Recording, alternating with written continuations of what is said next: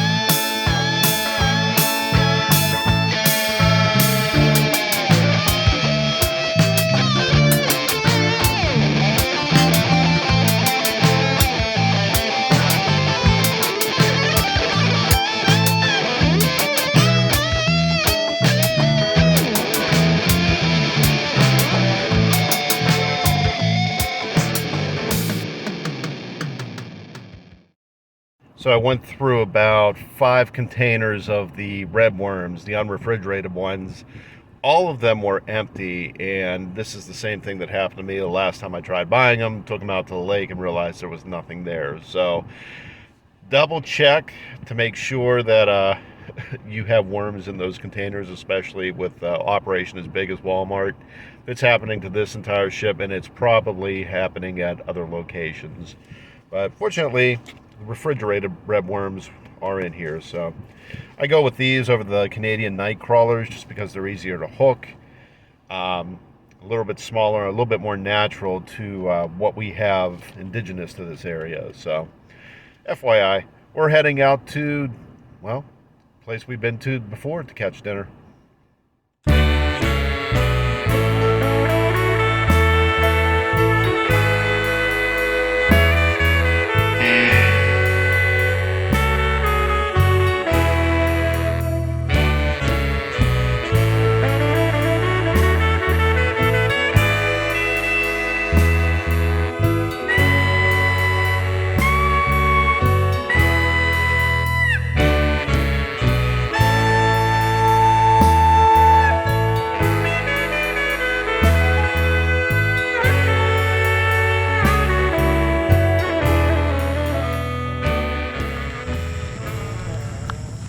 Those deer don't care.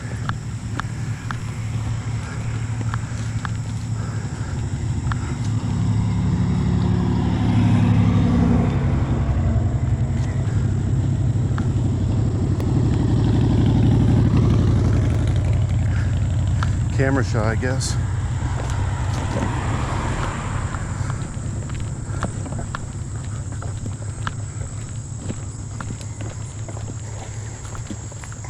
What? I already scouted this upper reservoir from the other side. It is covered with plant life, but from what I can see, there are fish underneath poking through the holes. So that's going to be our plan of attack. We're fishing out of a garden, essentially.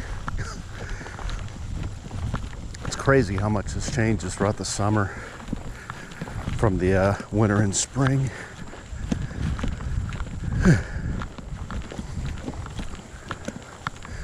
Trying to hurry today. I actually got my gig tonight, so today's goal is to catch and fry some panfish for dinner and head on out to the club. I got some turtles.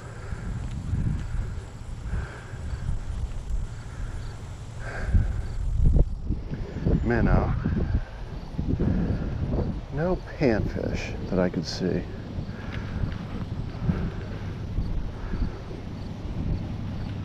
So we're walking down to the other side of the dam.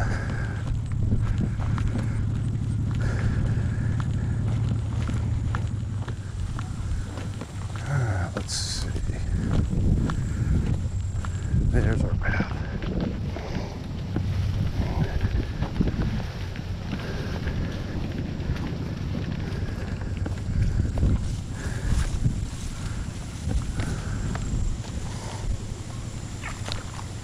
There went a frog.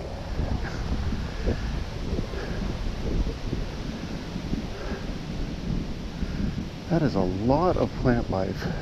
You know what? We're going to head down to that bench down there. I know there's probably some big bass underneath all that coverage, but that's not what I'm targeting today.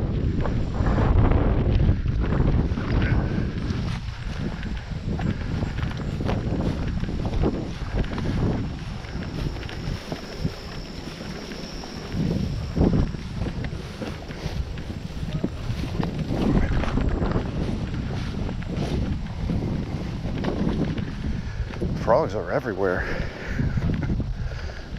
They sound big and loud. They're sure getting spooked whenever I'm coming around them. Good time of the year for topwater fishing.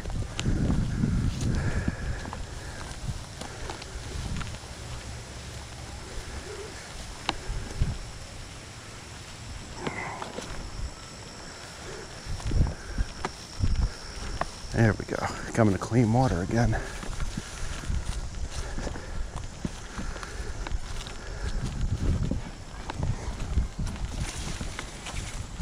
Okay.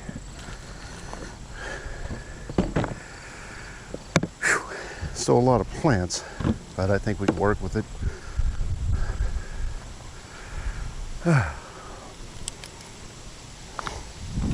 Brought the finesse rig today.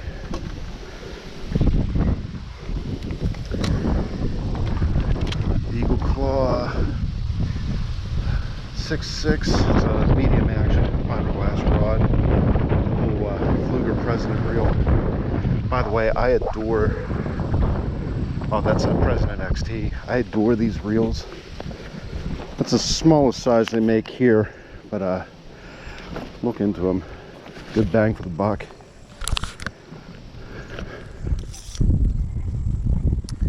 I don't need the net to pull these fish in, by no means, but what I'm using it for, I like to kill the fish very quickly, humanely. There's two reasons for that. One, so the animal doesn't suffer. Two, if the fish gets stressed, it releases a hormone called cortisol into its meat. And I see guys like complain about trout. Oh, it tastes like garbage, it's a trash fish. No, you didn't know how to keep it. And I don't like keeping fish on stringers because the potential of them getting stressed out is very good. And the first time I ever cooked trout was last year. I caught one. The kid actually down here gave me one. His was on a stringer. He knocked it out, carried it home in a bag, and mine tasted great. worms, fantastic. Fresh tasting fish, light, flaky meat like you would expect from a trout. Kind of like salmon, but a tad lighter in flavor. Cooked his the next day. It was nothing with the hold temperature or anything like that, because I've held trout for a few days. It tastes fine in the refrigerator. But his, even just cooking it, it just smelled off. And some people call it gamey. I wouldn't even say that, because gamey implies a flavor that I could potentially tolerate. When you take a bite full of cortisol, it is, how to explain it? It kind of tastes like some type of chemical paint thinner. It's the best thing I could associate it with, and it's just, you can tell it's not spoiled, but it's not good. So today I'm actually losing my line down the whole thing here.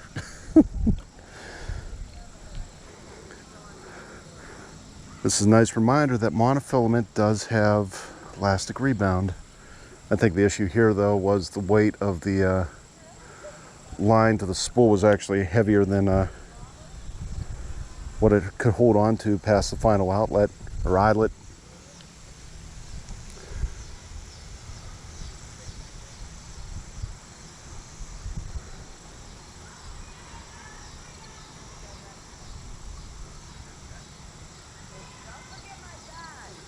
Here we go.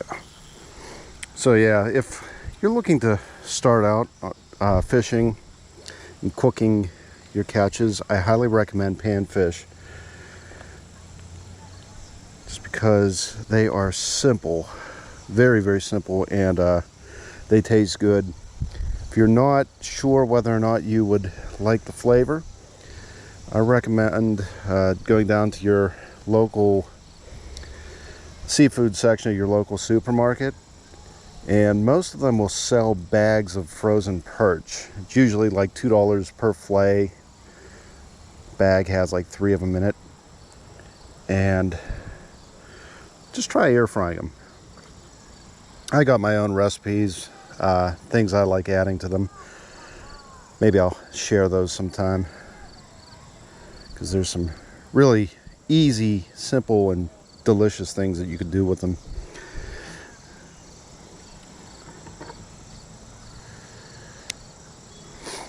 But yeah, the other reason why I say start out with panfish, they are extremely simple to catch, and we're going to make it ultra super simple today with the live bait. Having tried virtually every type of lure and bait under the sun, you know what? If you're looking to catch a lot of fish fast and efficiently, nothing beats the worm. That's just been my experience. Feel free to disagree, but I could catch them pretty well on, you know, synthetic rubber worms. Those Berkeleys are amazing, but what the rubber worm does is kind of filters out smaller panfish so that the bass get agitated, then go after your bait. With the wind up as is, I might have to add a bobber. It's not going to be my ideal go-to though. See if that's enough weight to cast it out. I'll cast it out enough.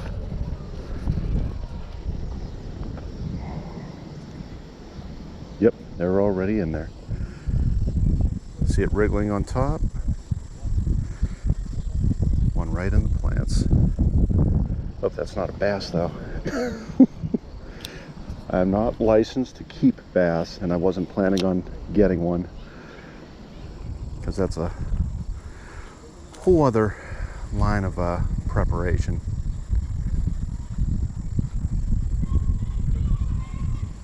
Yeah, those are, oh, that is a little largemouth.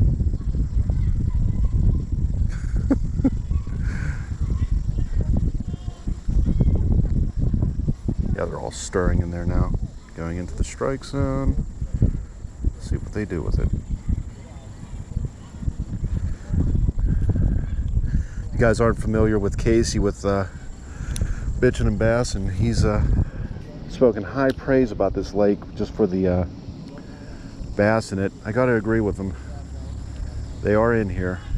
I'm looking at a ton of them swimming around right now.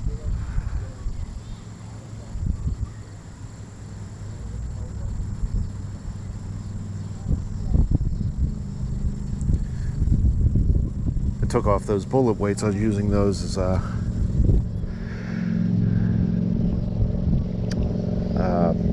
weight for my trout rigs. But basically, you want to sink the line to the bottom, then have your power bait float up top. Oh, got him. Got him.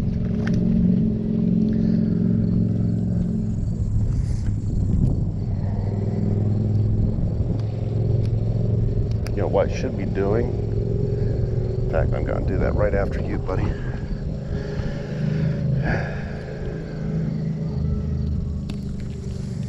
What I should be doing is keeping my fishing gloves on, because there's a couple ironies with these fish, these panfish in particular. The bluegill, smelly as it is, tastes great. Power to them out.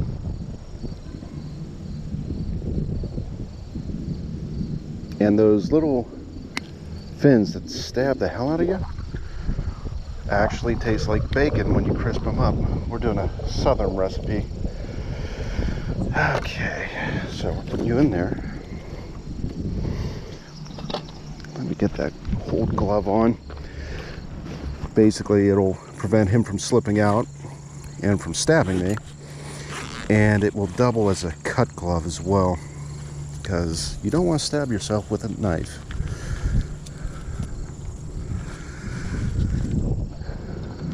So basically what we're going to do is cut the gills, get them back in the water, bleed them out, then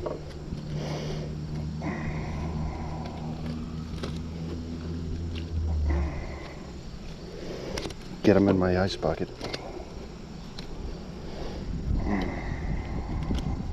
What you do not want to do is just throw them directly onto the ice.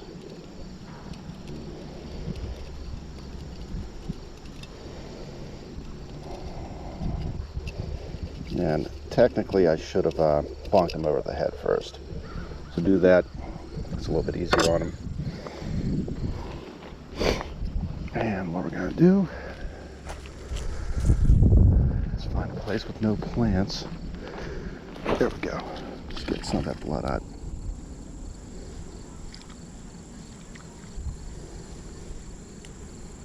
Rinse him. And he's just got to go to sleep.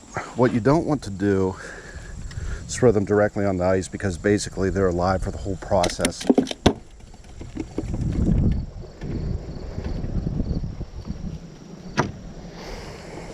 You know what? I don't trust he's going to bleed up fast enough, so we're going to do this, which I should have done first. So order of operations, always bonk him right in the back of the head. Now he's dead. Those are just nerves. But whatever you do, like I was trying to say, don't throw them just directly on the ice. They slowly freeze. It's very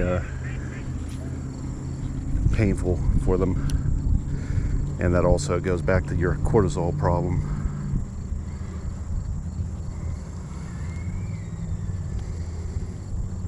So one gill in. Got about an hour out here before I have to head back and cook these up.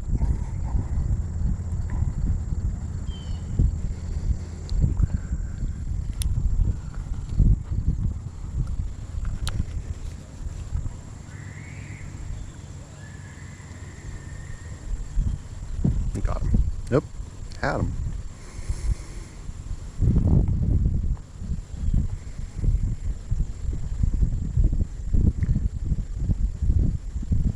And you could use your rubber worm techniques, stick bait techniques for these little guys. Jeez, talk about little. No, you're not what I'm looking for, pal. I'll send you back.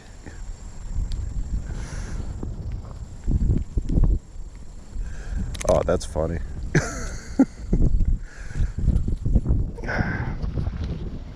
No fingerlings. Those things are so tiny that they could quite literally be thrown on top of the plants, and they just weasel themselves back in. That is funny.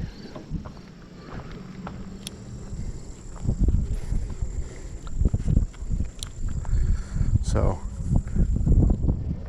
more usually than not, the bigger fish are out in the center.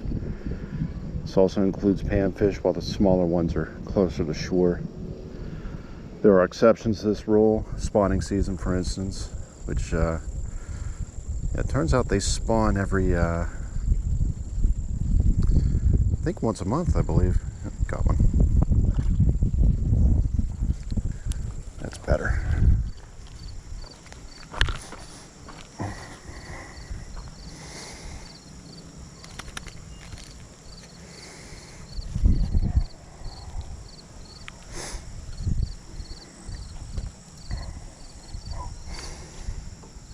Okay, so let's do the order of operations correctly this time. Bonk him over the head first. Cut, then bleed. Or drop.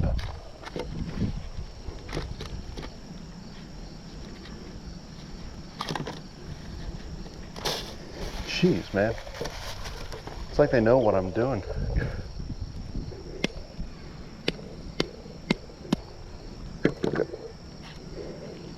That's that.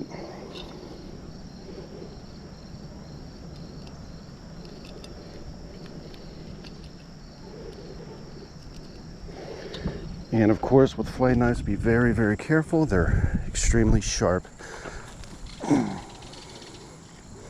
Rinse the blood off.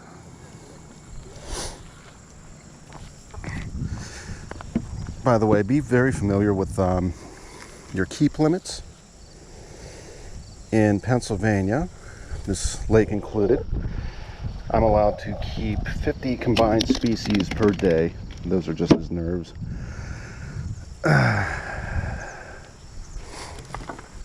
So 2 in. Big thing with them is using a hook small enough to get right through that little mouth.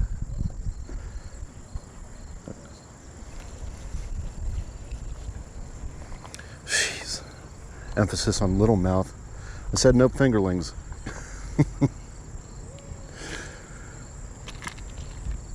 Make good bass bait. I'll tell you that much. Catfish bait. Fortunately, no good to me for what I'm doing. Come see me in a little while. Big reason of using that split shot right now is just to get in through that coverage. There we go.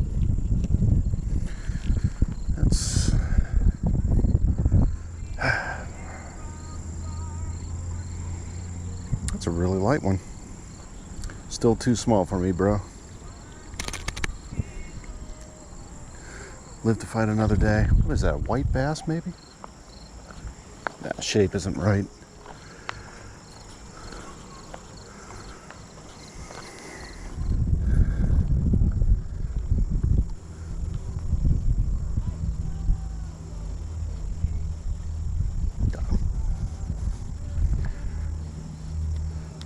You look bigger in there. No, there's not going to be much meat on you. I'm not even going to waste my time. Oh, that's why. The bigger one I saw is still down there.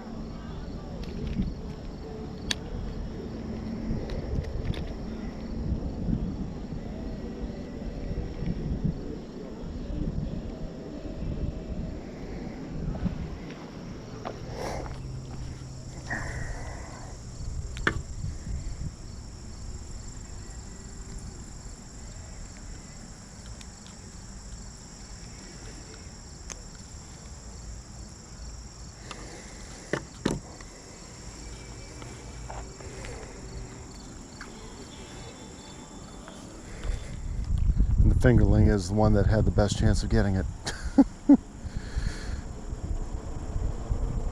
Got him. Nope, you ain't getting away. Nope, nope, nope, nope, nope, nope, nope. We will not be playing this game.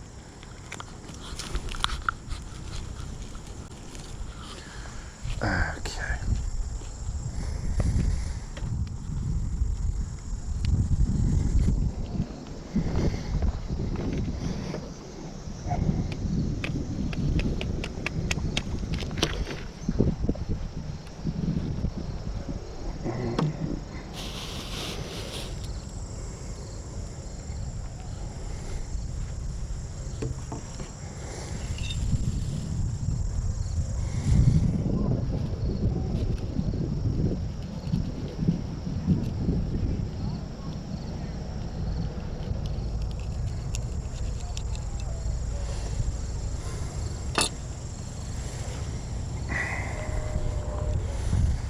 I'll rinse you over here, because I'm kind of curious if they can recognize their own blood, if it scares them.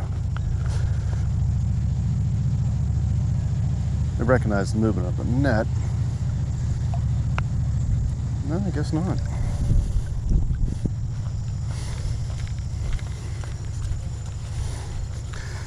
I mean, for crying out loud, they're so cannibalistic, they eat each other, so...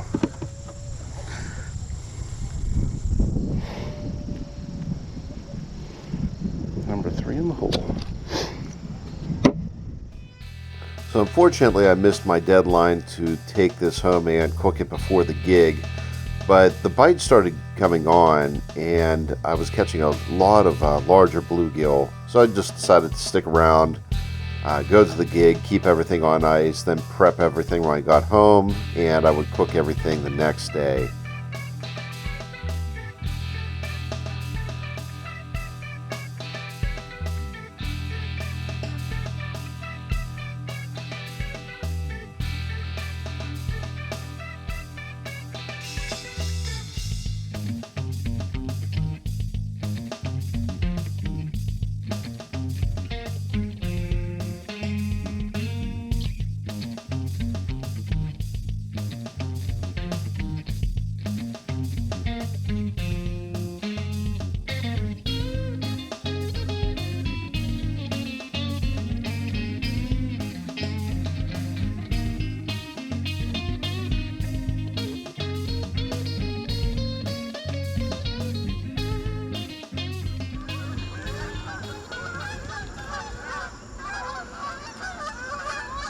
Next time on The View.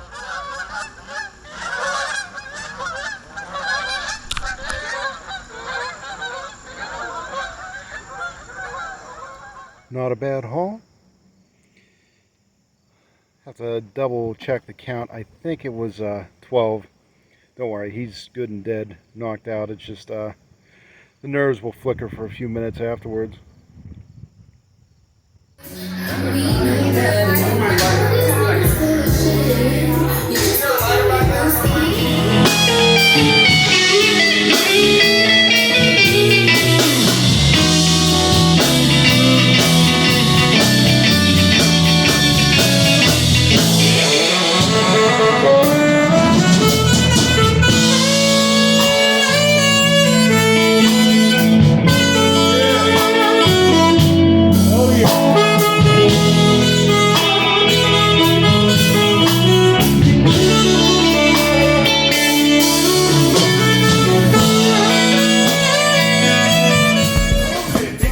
That's Julio. That's Zach. That's Rhonda.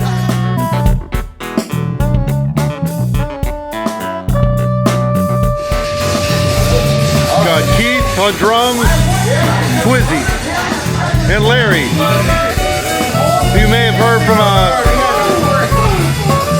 something like that. You may have heard him on certain theme songs.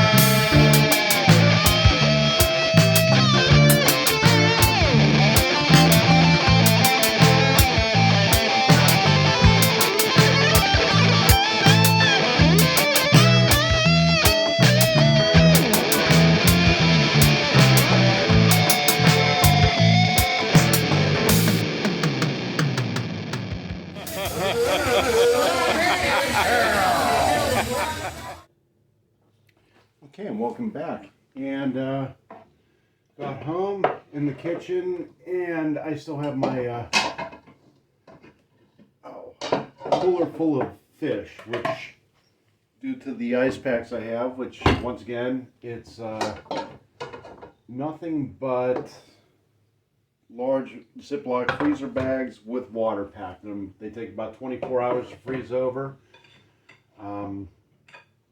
What are they? I think they're the 1 pound bags. I fill about half of them with water, just set them in the freezer, and just put them right in the cooler. And what happens, that's cold enough to last for hours, especially with a decent cooler. So these fish are all frozen in here right now. So that's good in that the fish freezes before the bacteria has a chance to overtake the fish and, possibly give you food poisoning. There's now a new dilemma. I need to thaw them out in order to prep them. But before we do that, I got a bowl right here. And what we're going to do, I have a little mix of garlic powder, I think that's oregano, and just salt. What we're going to do is do a water brine. And I'm doing this dry first so you can see exactly how much garlic powder you're putting in there. Also, I'm going to do, I should do it, I'm going to take tap water, get it hot, fill up this bowl, then set it aside. And what we're going to do, we're going to prep the fish and let it sit in here overnight. So,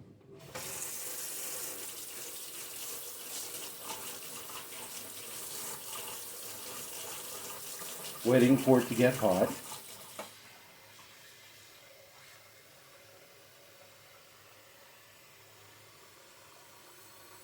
Fill up the bowl about 3/4 of the way. That should fit all the fish I have today.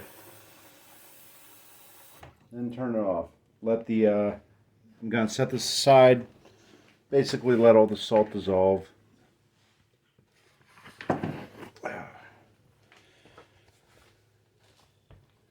And my sinks are all sanitized, and I got a whole bunch of frozen fish to put into them. So what you want to do, got my worms, I'm going to put those in the refrigerator right now.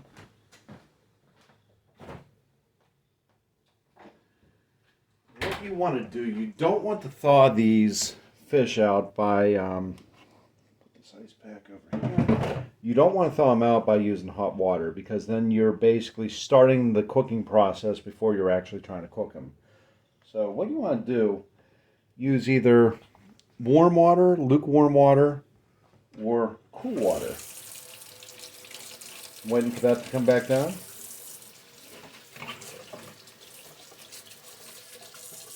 Sanitize your sink, make sure everything's clean. I'm just grabbing the fish, which are rock solid right now. Just dumping them right in. And my cat right now, she's very curious as to what I'm doing. She knows whenever I have the cooler, there's good stuff to eat. She's a big fan of trout, so yeah. So these are nice and cool. They smell like bluegill. We'll get rid of that slime coat by doing this too. Yeah, most of those bags, the bags are, I'd say, over 90% frozen. There's only about 10% water in here, which is good. Means it kept it down to temp during the gig.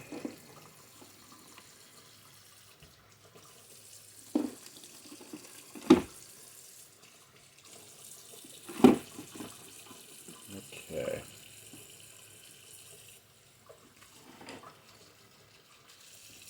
That's done. We'll clean out the cooler, obviously. So how many did we catch anyway? So we got 2, 4, 6, 8, 10, 12, 14, 15. That's not even counting the fingerlings that I put back. None of these are extremely huge, by the way. This was actually kind of funny to me. Like catching all these huge bluegill all over the summer, and time I actually want to catch and cook, I'm like catching little dings. But you know what? I think they will actually work for our purposes here. But yeah, you're just running cold water on them, thawing them out a bit.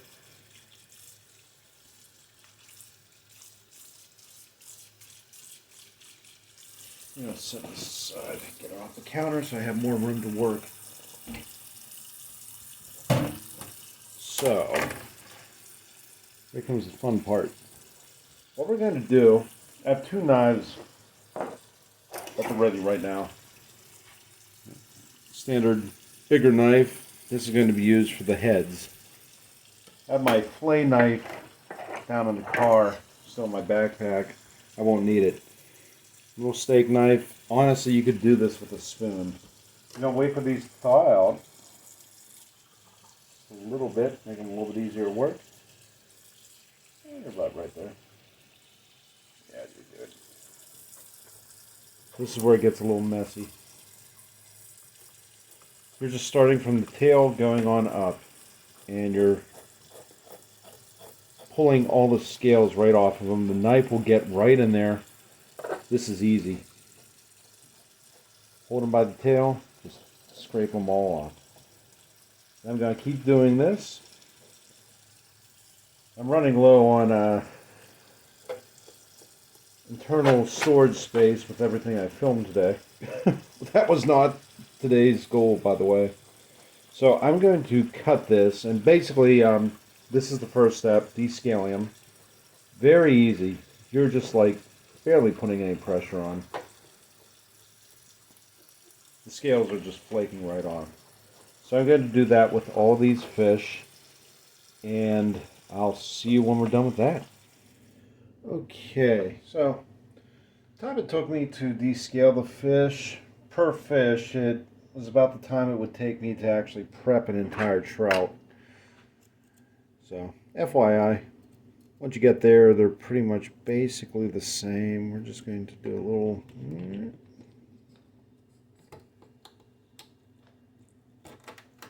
chop there. We're keeping that. That's going to be a bait for something or other.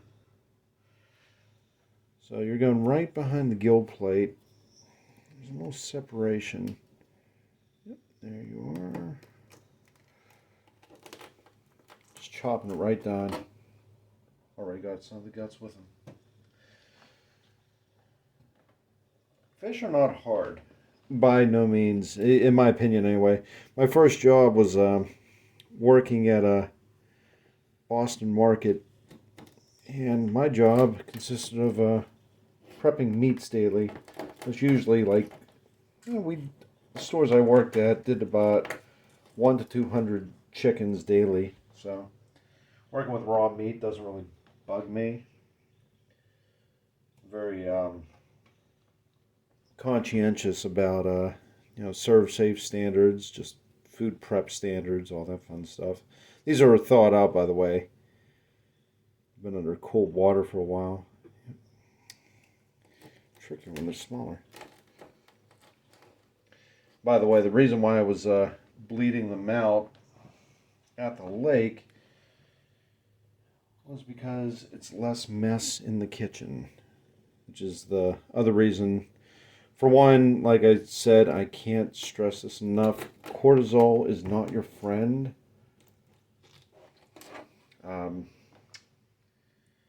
It's a stress hormone that's released into meat. Deer hunters are very familiar with this. If you don't shoot straight and right,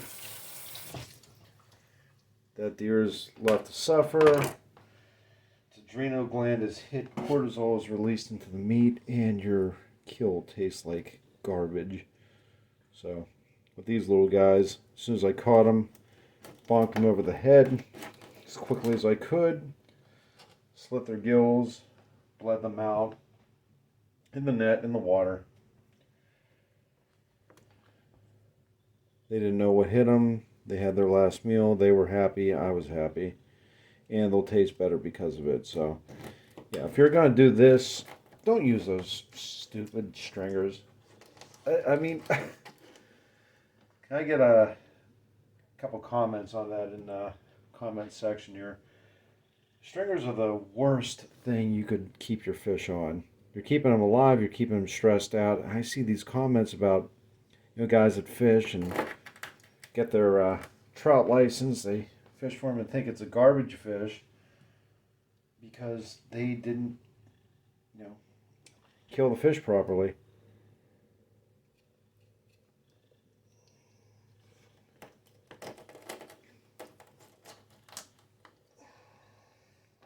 That is so important. The animal that you're going to hunt, put it out of its misery fast. It tastes better because of it. Use the meat. Use every ounce of it. I don't like waste. I never did. But yeah, when dealing with bluegill, if you've ever prepped trout, it's very kind of similar to that. It's like a cross between that and, to be honest, a sardine. The reason why I'm prepping them like this is because you get more meat out of them. I'm going to basically keep the bodies intact. Just gut them out. Then do the southern style deep fry the remainder of the meat whole. Fins, tail, and everything. Allegedly, the fins and tail taste great. I'm kind of curious to try that because I've been stabbed by them enough. But before I gut them, what I'm going to do is stick all these heads in a freezer bag, keep them in my refrigerator. I already warned my girlfriend. Hi, Katie. Love you.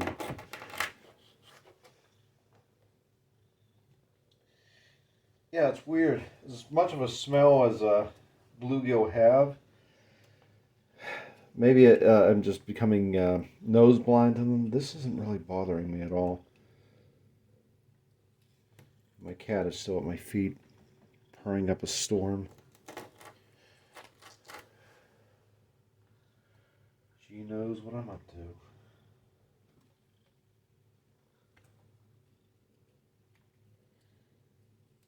But yeah, there's surprisingly little blood with these. So after we get all the heads bagged away, and the last one here, what I'll do is basically the same thing as the trout. Cut at the anus all the way up to up through the belly, then split it open, gut it, and now you have something to work with. It's a food product, folks.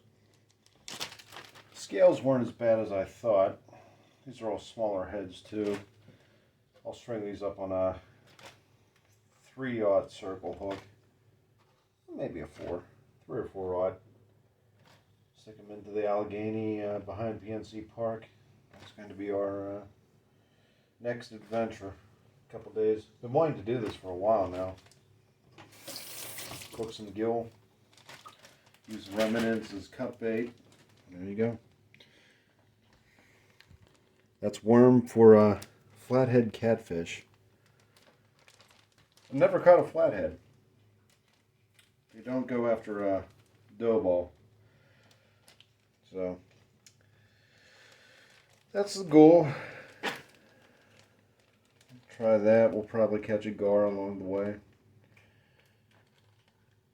Call a few people and see what we could do with that from there. So real quick, I want to show this technique. Usually with a trout, I'll start at the anus and work my way up. That's the way you usually do it, so you don't puncture any organs, digestive tract in particular. Here's the thing. When you're working with something this size, you're kind of pissing into the wind. So what I've figured out is just put it right into the cavity. And the big reason for this is if I'm trying to do this, it could slip, I could jab myself, hurt myself pretty bad.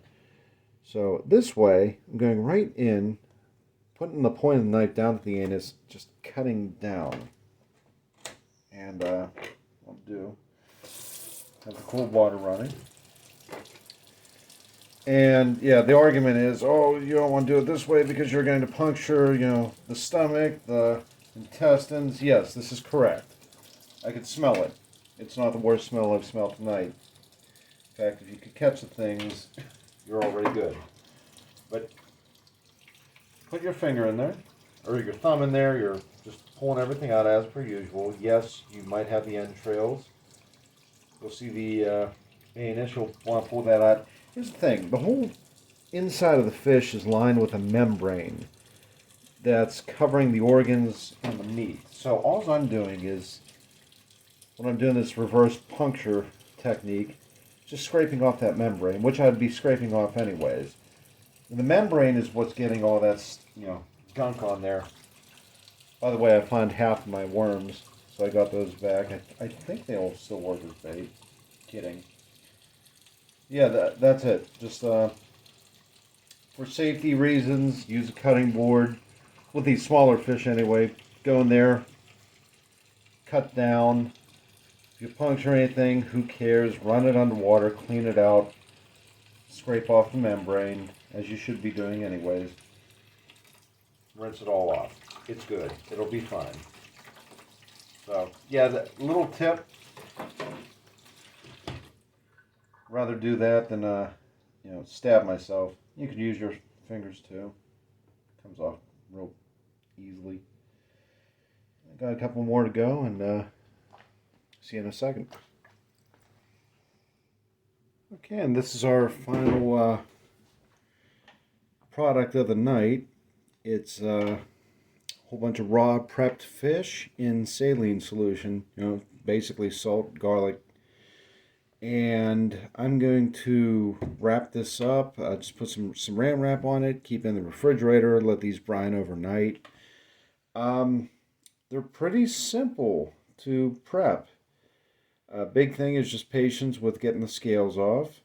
And once you get that done, the only other hazard, assuming that, the big thing is make sure that these are on ice, make sure you're keeping them cool, make sure that you kill them properly after you pull them out of the water, after the initial catch. You don't have any cortisol to worry about, which is more of a flavor thing more than an actual hazard, but keep them on ice so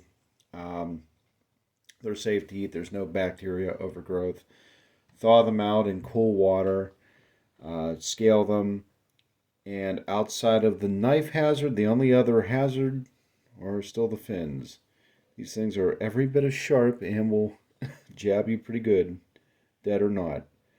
But allegedly, they fry up like bacon, and people eat them. So this is a challenge I want to accept because I've been stabbed by enough of these stupid things over the years where find it, you know what, if they taste like bacon, that is awesome. I'm going to wrap these up and go to bed because I have a truck to unload in 3 hours from now. So I'm going to do that, work my shift, come back here, and this is tomorrow night's dinner. Full disclosure, after I was walking away from the situation into the other room, about ready to go to bed, I'm like, man, I smell like a bluegill. It's it's bad. So be forewarned. If you don't like the smell of panfish, bluegill in particular, don't do this because you are going to go to bed reeking like one. I'm just thinking of a laundry list of chores I'm going to be doing for my girlfriend. She's working a night shift. She's going to come home and I'm going to be smelling. The whole bedroom's going to smell like a bluegill. Oops. Okay. And I got my potatoes in the air fryer, just new potatoes sliced up with butter, garlic powder, salt. And I got some mac and cheese in the pot. And I'm bringing my oil up to temp right now.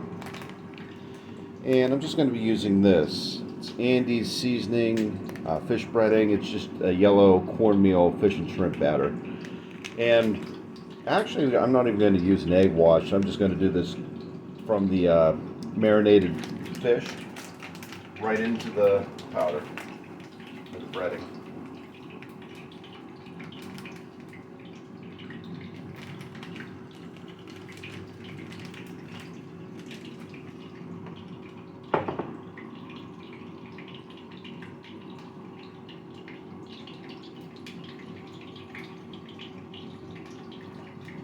just flipping each piece in there a couple times.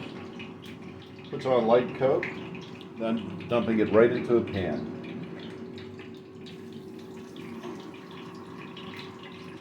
I'm not going to cook all these all at once and making a meal for myself. Then I'll figure out what I want to do. If I want to freeze the rest of the gill, cook more of them up, eat them. We'll see.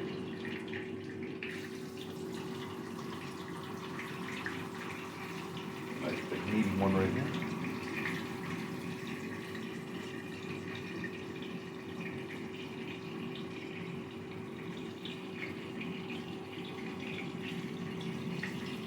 And 3 to start.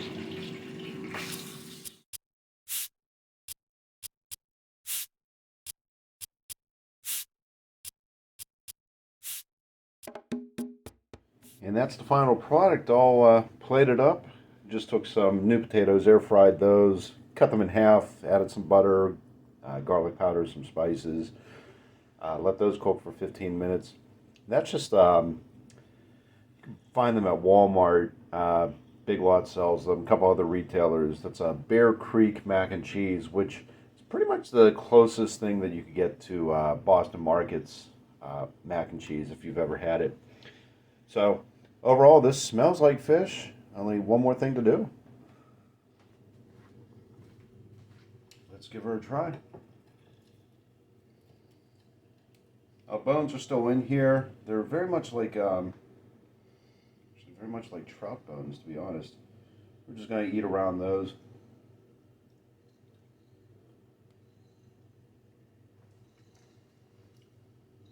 Oh wow.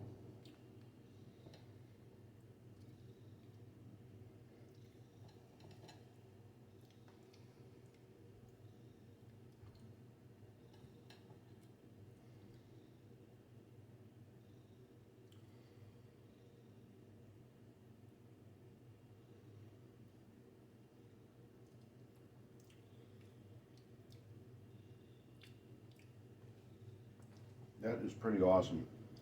Now, real question I have. I'll try one more bite here. It's really good. It is a really bony fish. I'll say that much for it right now. Ed? Hey, Clark? What's wrong with the dog? Oh, he's just yakking on a bone. He got it up. So that bothered you. Picking up bones, you might want to flay them. We're going to flay them. You're going to need bigger ones than I caught. But that meat, really, really good. Oh man. So last thing I was told was the fins kind of crisp up like bacon. How big? I wouldn't say it tastes like bacon, but those bones, the fin and tail just crisp right up, and it's got the fish taste, but yeah, the texture is bacon. That is really good. So yeah, I'll do this again. Flay them, get the bones out. When you're prepping them, you're going to lose a lot of the meat on them. This is the best way to keep the meat. Keep the meat, you're eating around the bones. As far as what you're expecting with the bones, if you've ever had a trout, pan fried. Well, no, I can't say pan fried. If you've ever kept the trout,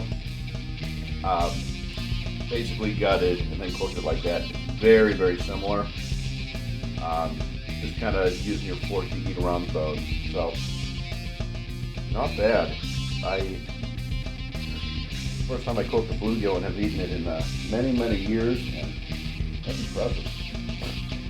It's the first time I've done this southern recipe, basically just as I showed you, battered. So, yeah,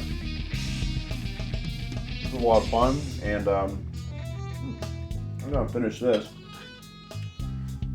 And the next video that I do, we're actually going to be using the heads from these fish to go target some flathead catfish. So I'll get that up and we'll be out fishing and eating this. Until next time, you keep on fishing.